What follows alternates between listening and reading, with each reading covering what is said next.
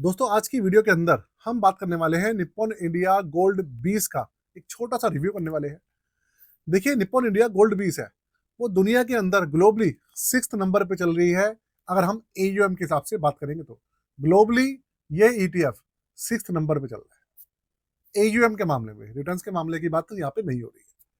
तो आज इसका रिव्यू करते हैं, देखते हैं किस तरीके का इसकी परफॉर्मेंस रही है, क्या इसके अंदर खूबियां हैं, क्या इसके अंदर बुराइयां हैं, सबकी बात करेंगे।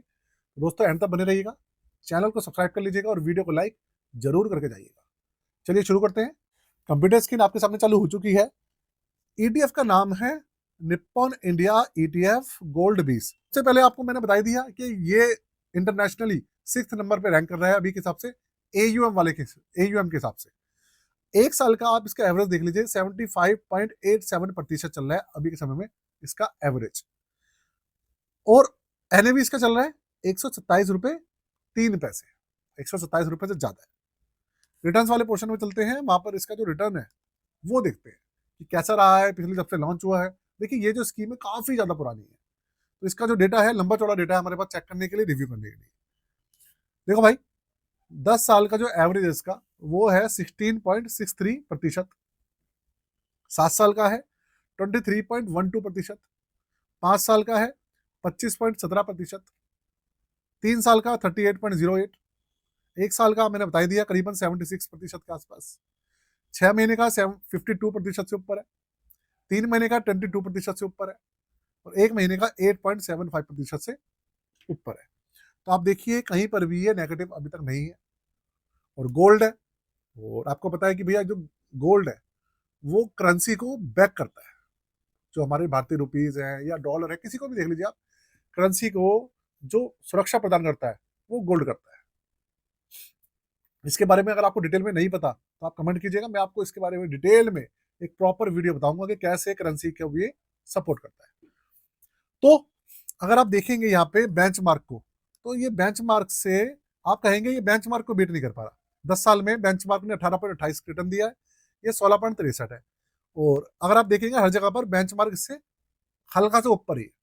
तो देखिए मैं आपको इस चीज के कारण बताता हूँ।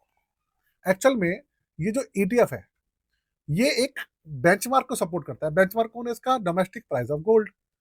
अब होता ये है कि इस ईटीएफ के जो एक्सपेंसिव रेशियो है प्लस ट्रैकिंग एरर, वो दोनों इसके एनएवी से कट जाते हैं। जब भी रोज एनएवी अपडेट होता है तो इसका एक्सपेंसिव रेशियो और जो ट्रैकिंग एरर होता है वो जो उसका जो डिफरेंस होता है वो इसमें से कट होके फिर अपडेट होता है। तो उन दोनों का जो डिफरेंस है वो आपको यहाँ पर दिख रहा है। इसी वजह से इसके जो रिटर्न आपको कम दिख रहे हैं। रीजन ये है एक्चुअल में जो इसके जो रिटर्न्स हैं वो लगभग लगभग आप मान लीजिए बेंचमार्क के बराबर ही रहते हैं। रीजन क्योंकि बेंचमार्क को सपोर्ट करता है।